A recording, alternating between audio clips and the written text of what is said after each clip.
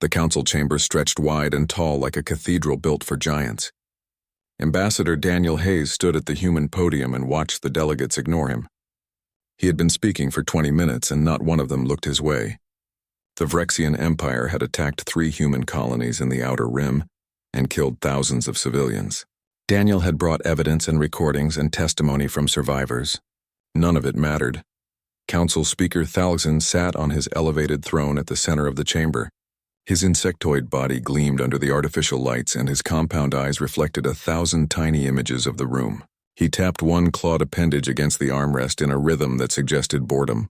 Daniel had seen this before and knew what it meant. The council had already decided to do nothing. The holographic display behind Daniel showed the destruction on Colony 7. Homes reduced to ash and streets cratered by bombardment and bodies covered with sheets in neat rows.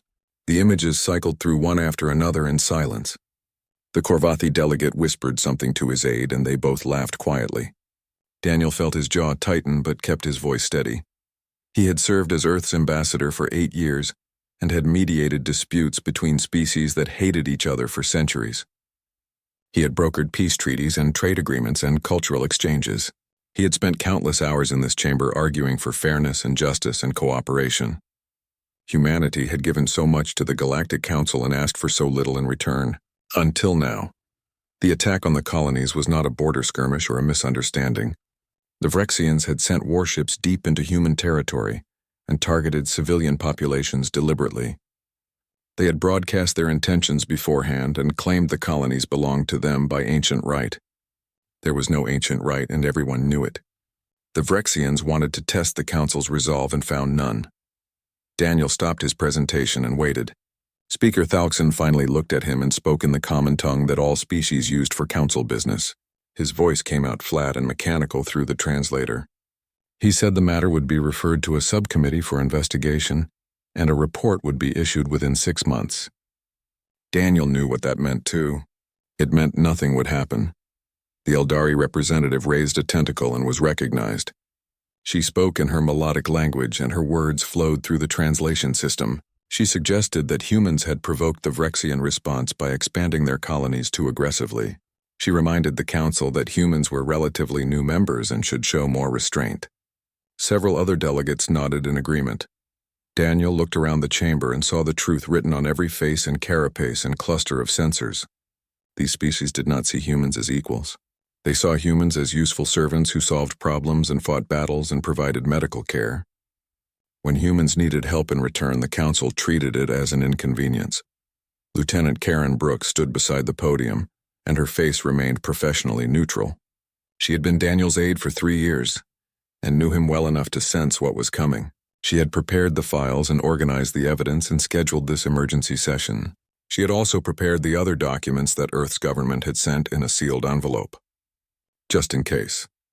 Daniel touched the controls and the holographic display changed.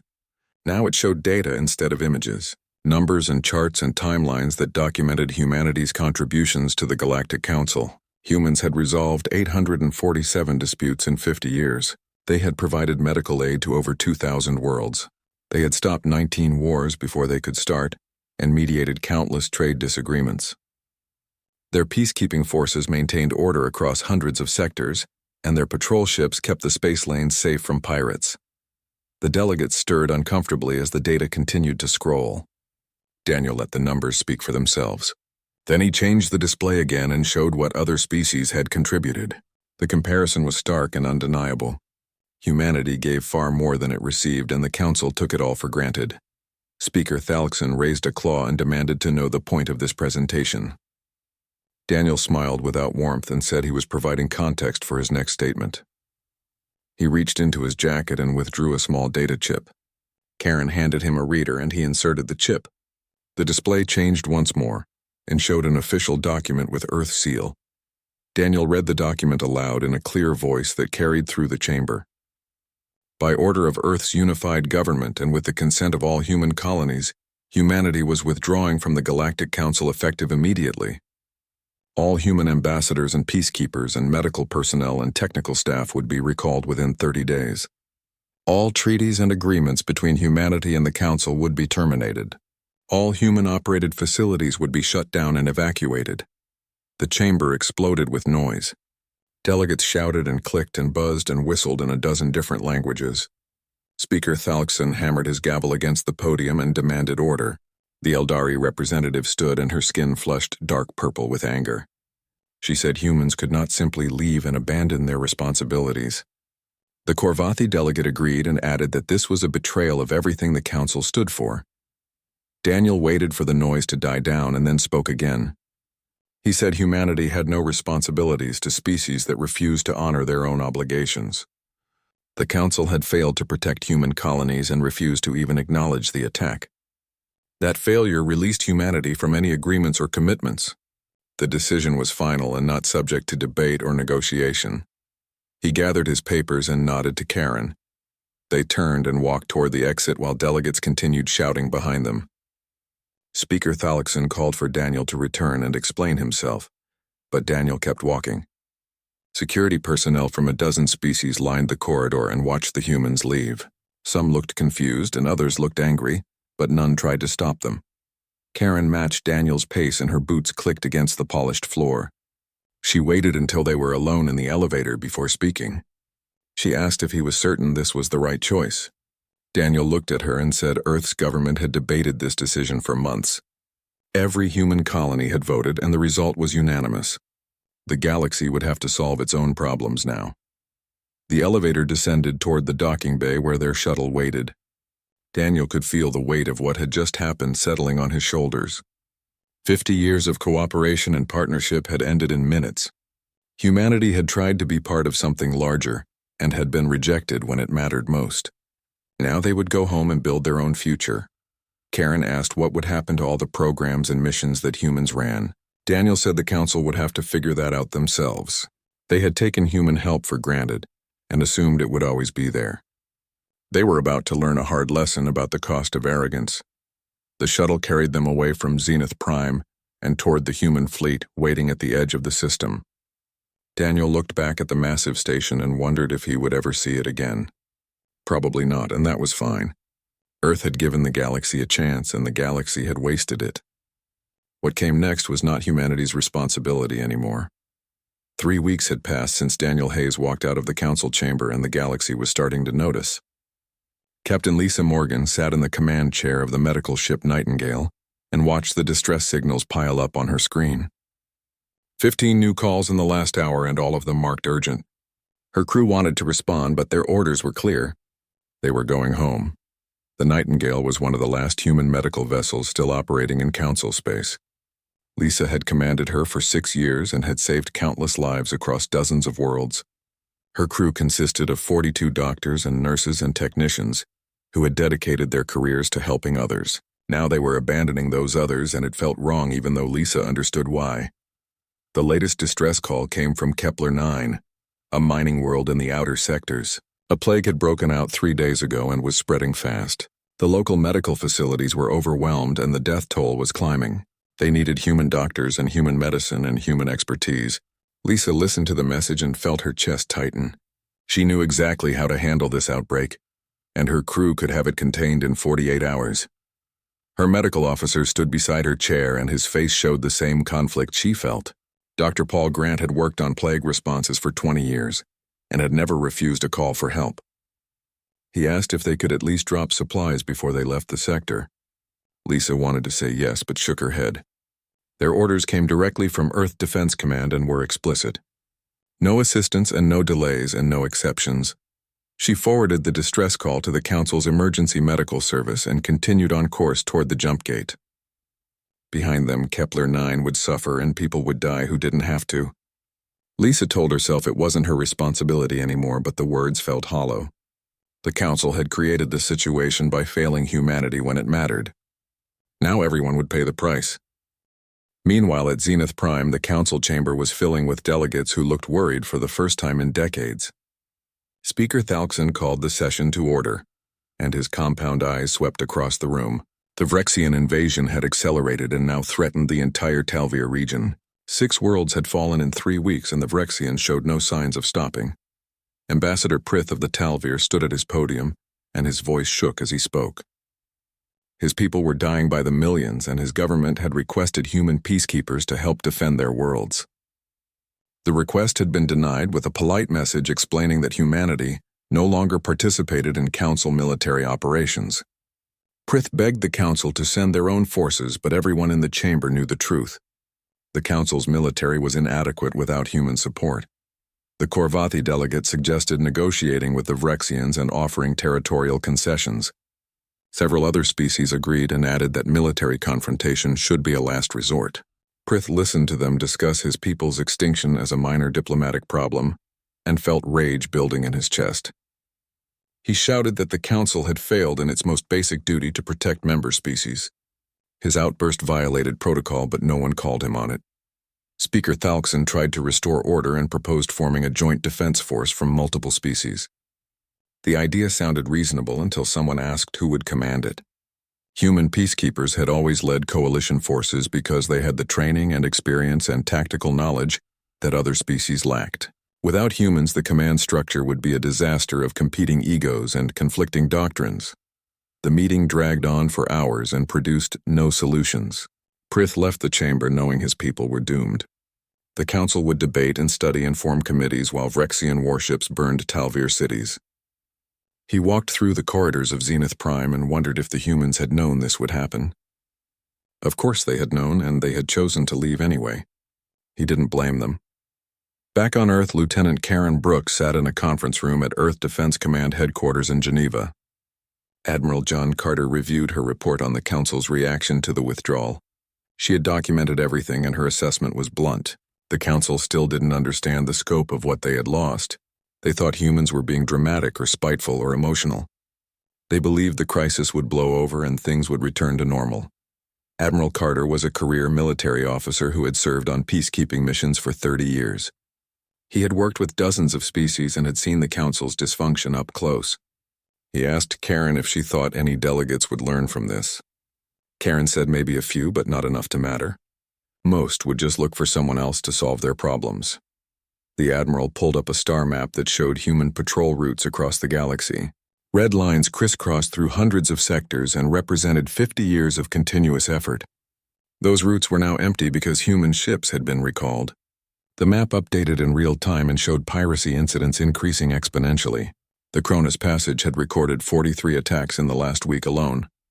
Karen studied the map and saw the pattern emerging. Trade routes were collapsing without human protection, and the economic impact would be catastrophic.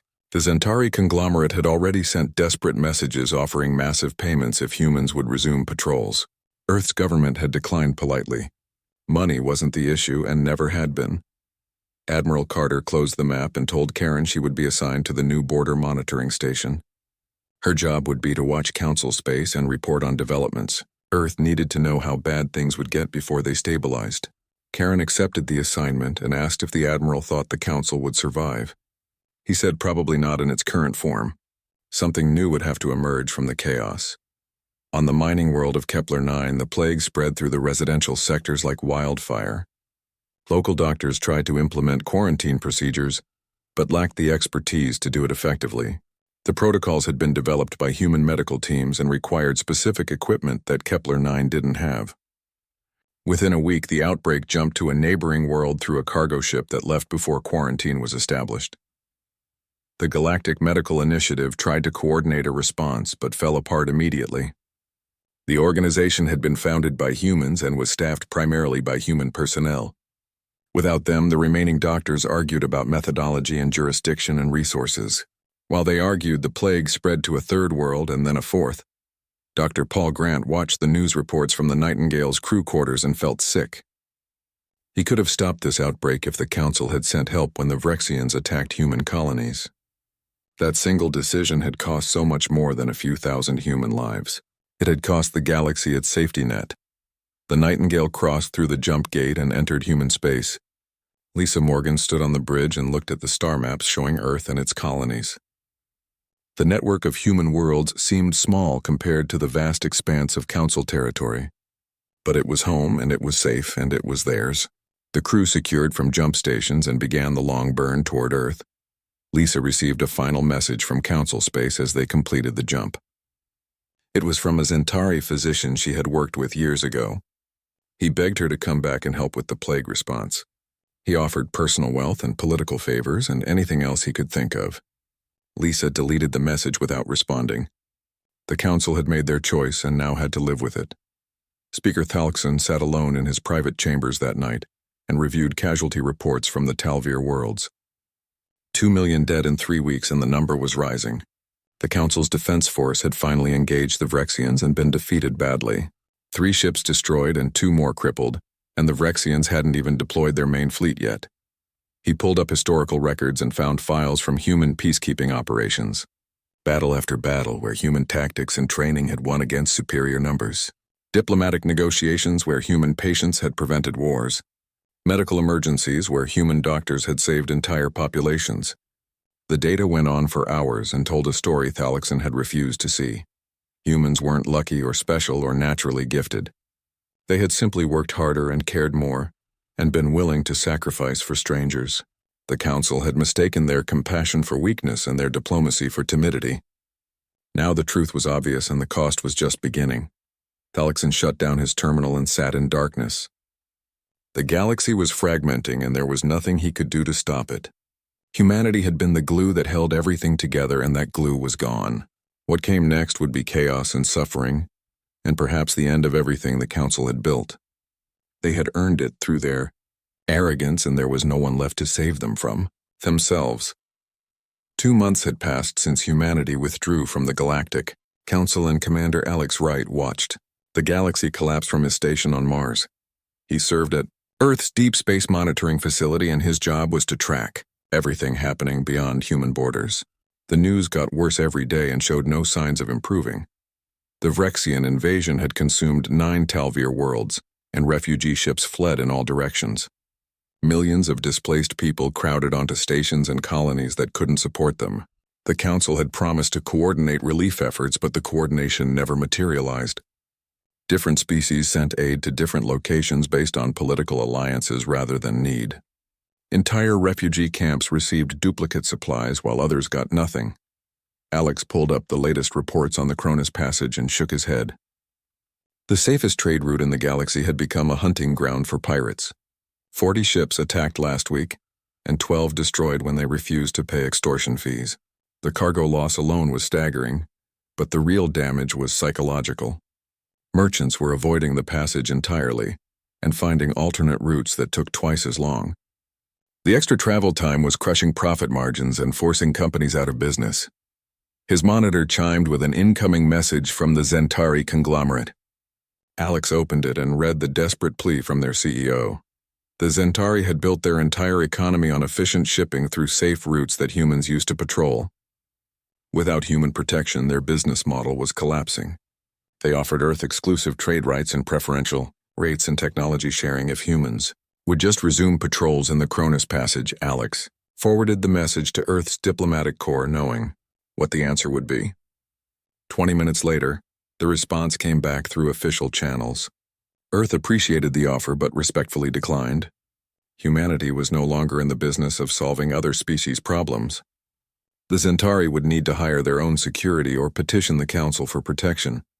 Alex sent the reply and wondered how long before the Zentari conglomerate declared bankruptcy. At Zenith Prime, the council chamber was half empty for the emergency session. Several delegations had recalled their ambassadors to deal with crises on their home worlds. Speaker Thalkson had been removed from his position 3 weeks ago, and the new speaker was an Eldari named Vornis. She called the meeting to order with visible frustration. In her color-shifting skin, the agenda covered the Vrexian invasion and the refugee crisis, and the economic collapse and the plague outbreak and the piracy epidemic. Every item represented a catastrophic failure that would have been prevented if humans were still part of the council. Vornis asked for solutions, and the chamber filled with uncomfortable silence. Finally, the Korvathi delegate suggested forming a committee to study the problems. Ambassador Prith stood, and his voice was cold when he spoke. He said committees would not save his people and studies would not stop the Vrexians. The council needed to act immediately with military force. Vornis agreed, but pointed out the obvious problem. The council's combined military forces had already engaged the Vrexians twice and lost badly both times. Human peacekeepers had made up 40% of the force, but handled 70% of all combat operations. Without them, the Council's military was inadequate. Prith asked why the Council couldn't simply hire human mercenaries if political reconciliation was impossible. Several delegates nodded at the suggestion. Borna said Earth had already rejected multiple offers of employment. Humans were not interested in working for the Council under any terms. They had moved on and left the galaxy to fend for itself. The meeting ended with no decisions made and no progress achieved. Prith returned to his quarters and composed a message to his home government. He recommended immediate evacuation of all remaining Talvir worlds. Their species could not win against the Vrexians, and the Council would not help. Survival meant retreat and dispersal, and hope that enough Talvir escaped to preserve their culture. His hands shook as he sent the message. On Earth, Dr. Sarah Martinez worked in her research lab in New Houston and tried not to think about the plague. She had spent 15 years with the Galactic Medical Initiative and had contained outbreaks on 30 different worlds. Now she focused on human medical research and developing treatments that would benefit Earth and its colonies. The work was satisfying, but she couldn't ignore the news feeds. The plague that started on Kepler 9 had spread to 23 worlds in 2 months. The death toll exceeded 4 billion and kept climbing. Sarah's former colleagues sent her desperate messages every week begging for help. They wanted her to come back and lead the response effort. They offered unlimited resources and complete authority in anything else she might want. Sarah deleted the messages without responding. She had tried to help when it mattered and been ignored. The Council dismissed human medical protocols as overly cautious and human quarantine procedures as unnecessarily strict. Now they were paying the price for their arrogance. She felt sympathy for the victims, but not enough to sacrifice herself again for people who had shown her no respect. Her assistant walked into the lab carrying a data pad with new plague statistics. The numbers were horrific and getting worse. Sarah glanced at them and returned to her microscope. She was studying a promising treatment for a human genetic disorder, and the work required her full attention. The galaxy's problems were no longer her responsibility. Commander Alex Wright received an alert from his monitoring system and pulled up the priority message. The Nexus array was failing in multiple sectors. The massive communications network connected thousands of worlds and enabled real-time coordination across vast distances. Human engineers had designed major portions of the array and maintained the most critical systems. Without them, the network was deteriorating. Alex watched the failure cascade through the network as nodes went offline one after another. The Council's technicians were attempting repairs but lacked the deep understanding needed. They followed maintenance protocols that humans had written, but didn't grasp the underlying architecture. Every repair created new problems and made the situation worse. Within hours, entire sectors lost communication with the rest of the galaxy. Isolated worlds had no way to call for help or coordinate with neighbors. The economic impact was immediate as trade agreements couldn't be confirmed and shipping schedules fell apart. The strategic impact would take longer to emerge but would be devastating. Military forces couldn't coordinate operations and governments couldn't maintain contact with colonies. Alex added the communication failures to his daily report for Admiral John Carter. The document had grown to 40 pages and covered every aspect of the Council's collapse. Carter read these reports personally and shared them with Earth's government. Everyone needed to understand what was happening beyond their borders. President Laura Bennett stood before the United Nations Assembly in New York and prepared to address humanity. The speech would be broadcast across Earth and all 73 human colonies. She had received hundreds of requests from the Council for assistance with various crises. Every major species had sent delegations asking for help. Some offered tribute and others threatened consequences, but all of them wanted humans to come back. Laura began speaking and her voice was calm but firm. She reminded everyone why humanity had joined the Galactic Council 50 years ago. They had believed in cooperation and mutual support, and building something greater together. They had given everything to make that vision real. They had shared technology and provided medical care and fought to protect species who couldn't protect themselves. She explained that when human colonies were attacked, the Council refused to help. They dismissed human concerns and suggested humans had provoked the violence. That moment revealed the truth about the Council's values. They wanted humanity's contributions, but not humanity itself. They saw humans as useful tools rather than equal partners. Laura said Earth and its colonies would now focus inward on building their own future. Humanity had invested 50 years in the galactic community and received nothing but contempt in return. That investment was over. The galaxy would need to solve its own problems and learn to stand on its own. The decision was final and not subject to negotiation. She concluded by saying humanity bore no ill will toward any species. Earth would maintain normal diplomatic relations and honor existing trade agreements, but there would be no military assistance and no peacekeeping operations and no emergency medical responses. Those days were finished. Humans had their own worlds to protect and their own people to serve.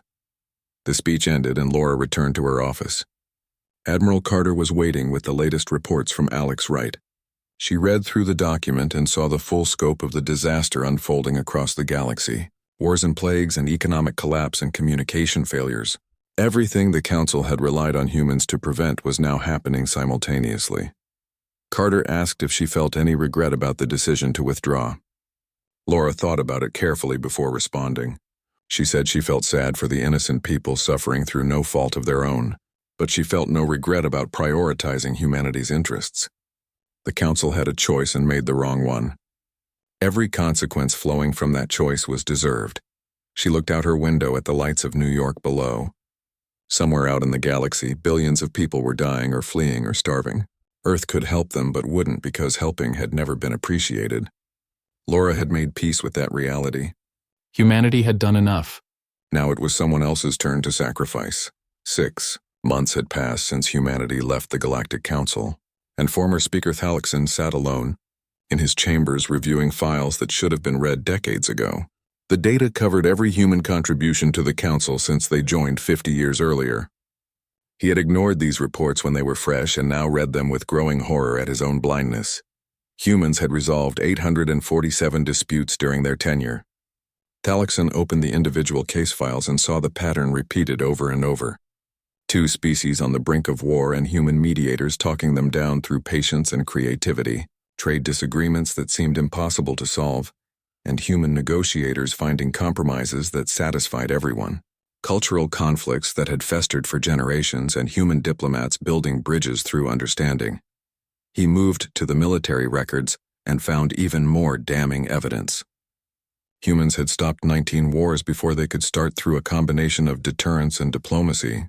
Their peacekeeping forces maintained order across hundreds of sectors with minimal use of force. The success rate was 94%, and most failures came from situations where humans arrived too late to prevent violence. Thalixon pulled up tactical analysis from various conflicts where human forces had participated. Every report praised human strategic thinking and adaptability. Human commanders won battles through superior planning, rather than overwhelming firepower.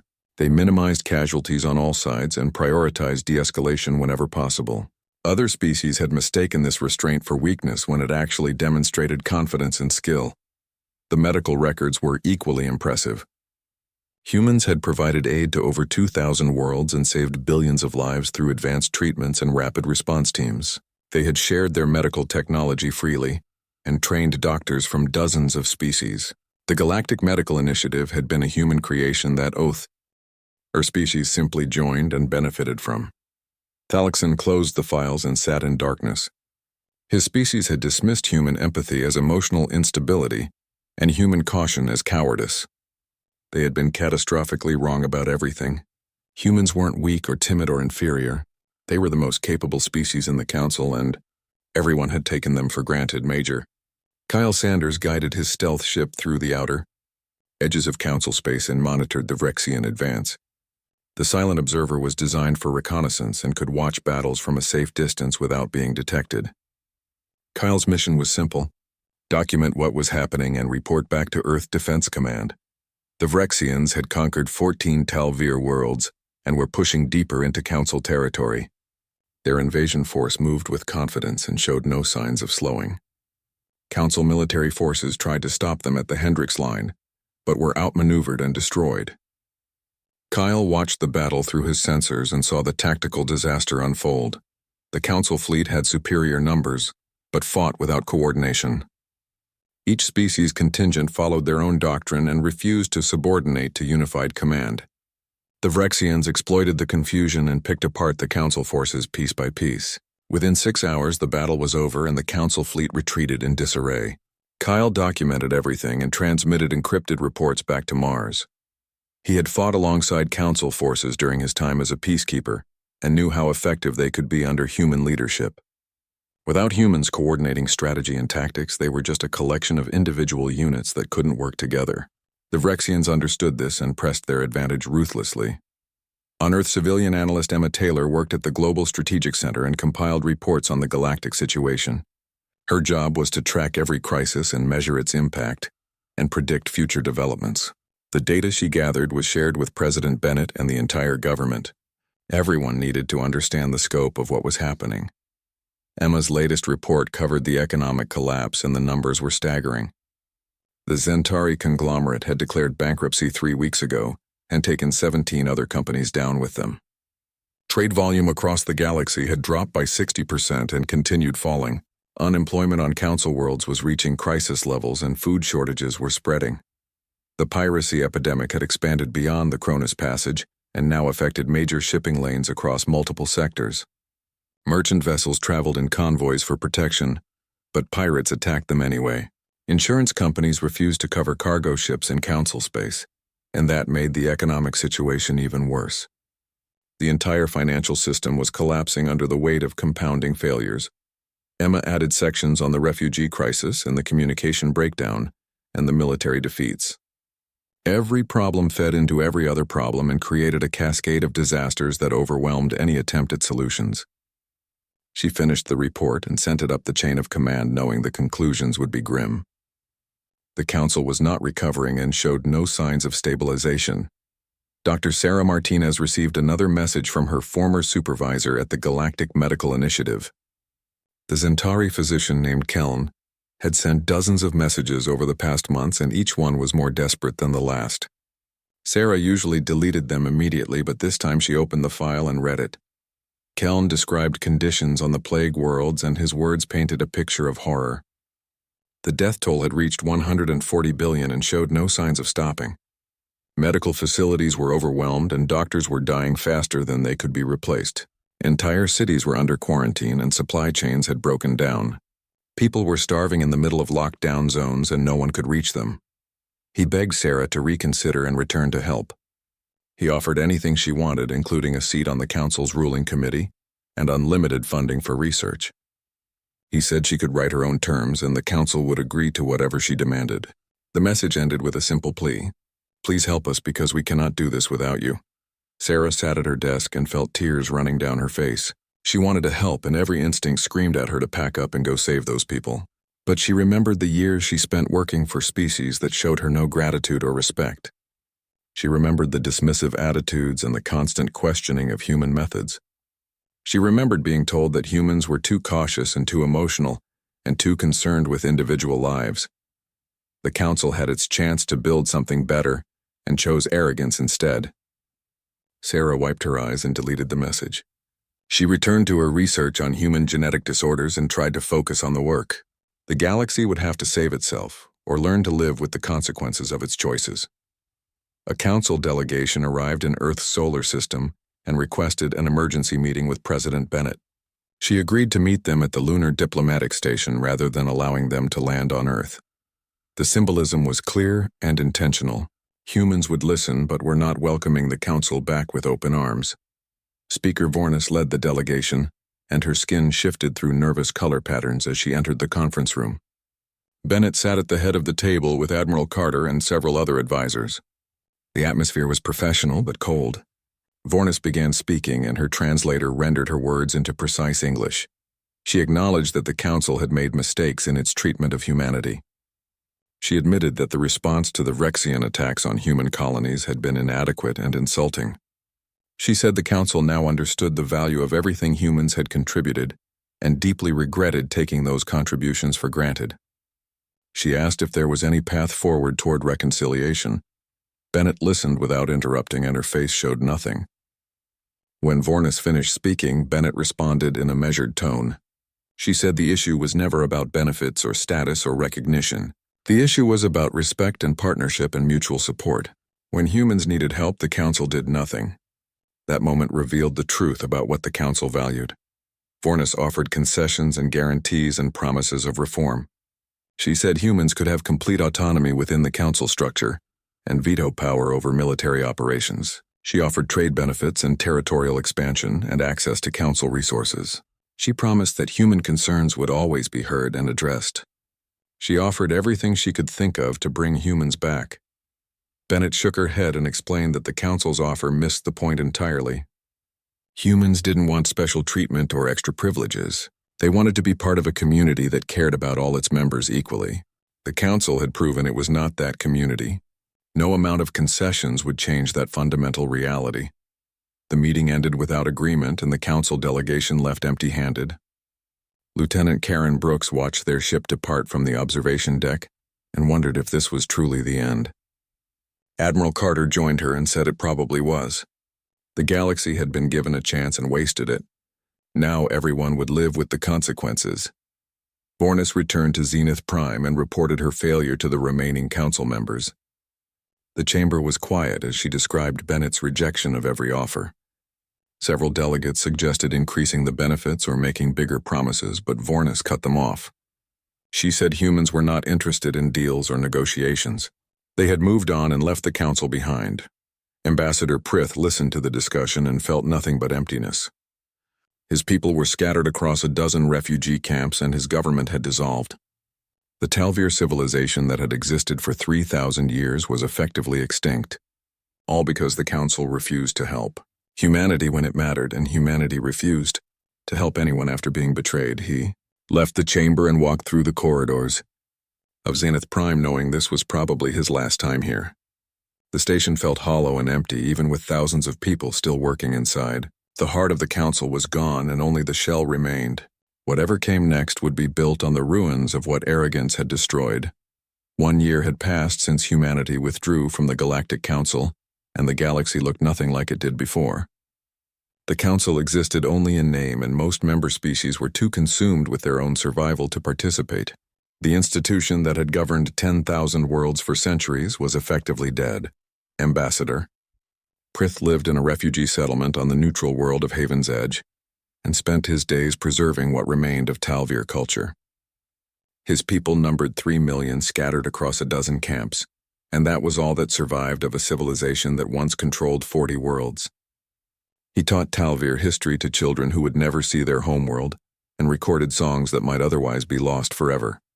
The work was heartbreaking, but necessary.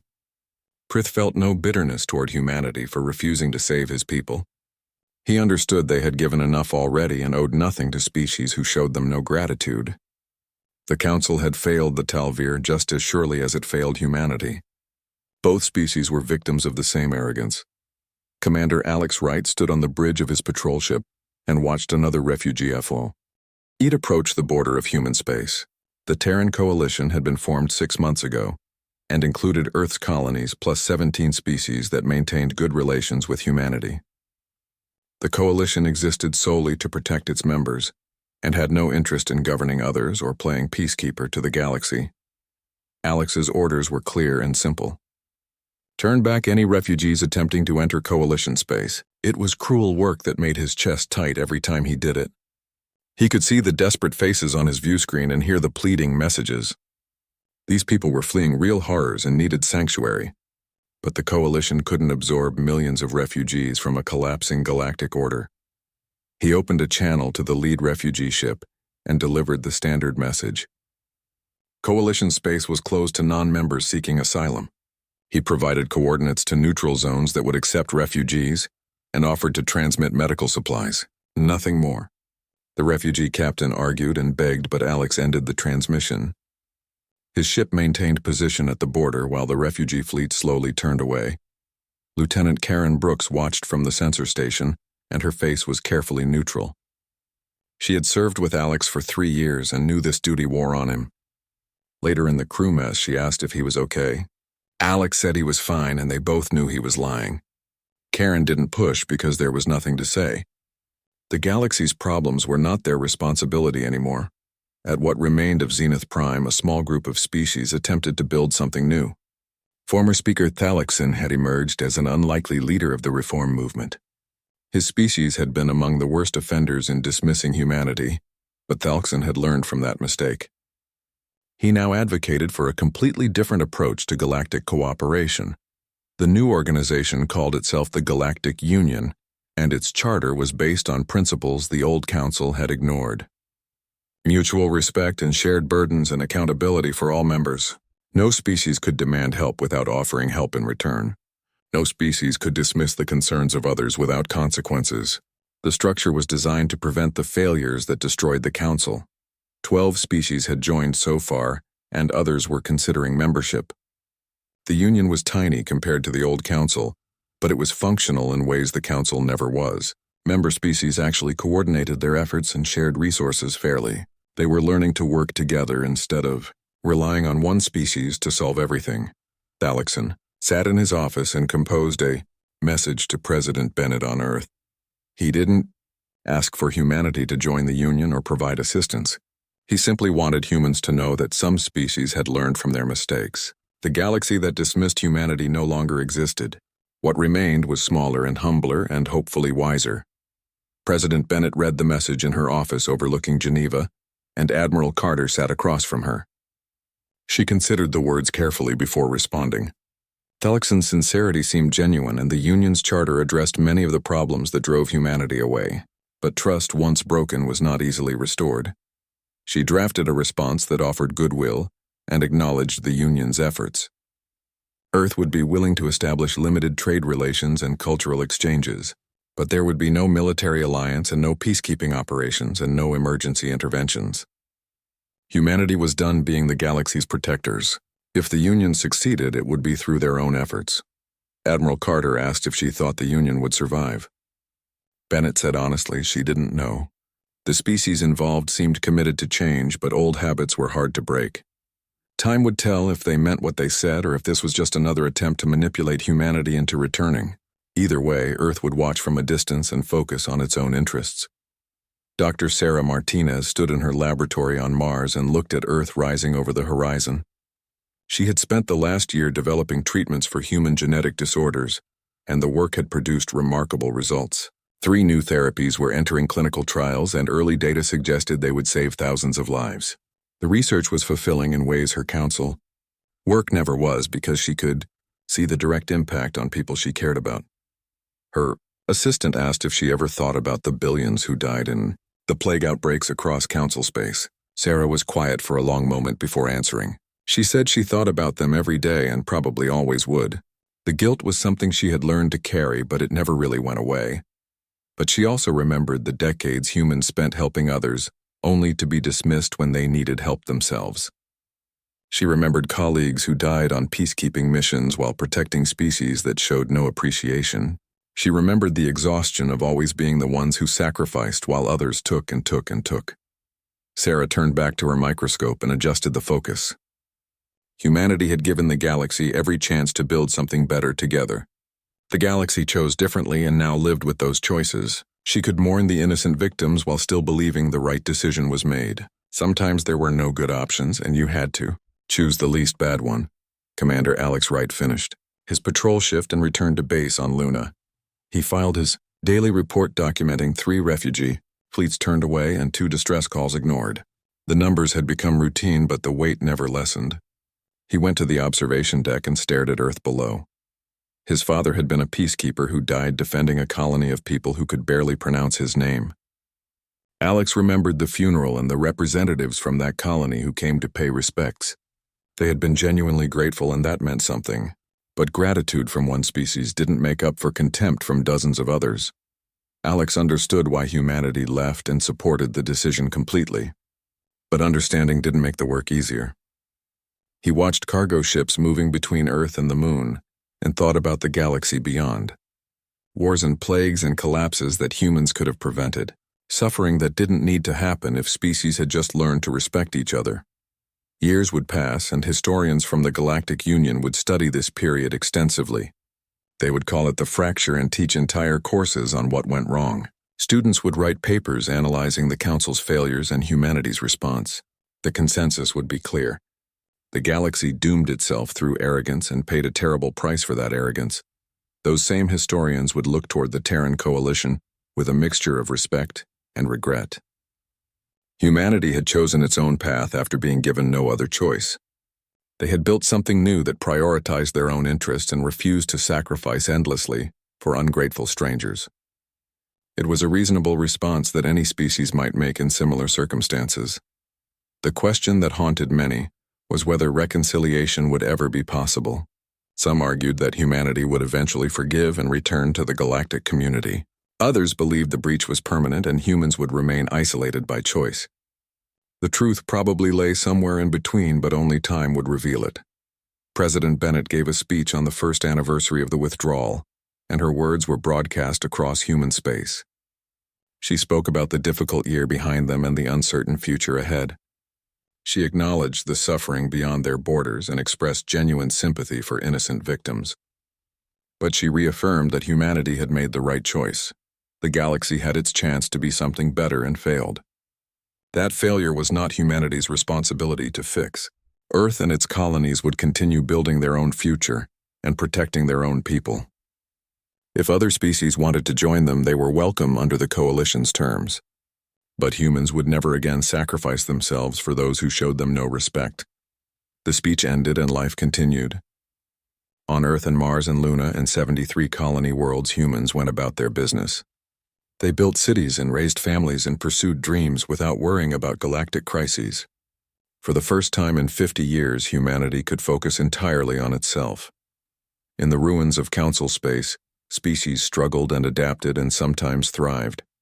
The Galactic Union grew slowly and learned hard lessons about cooperation. Pirates were gradually suppressed through joint operations. Trade routes were secured through shared patrol duties. The plague was finally contained through coordinated medical responses.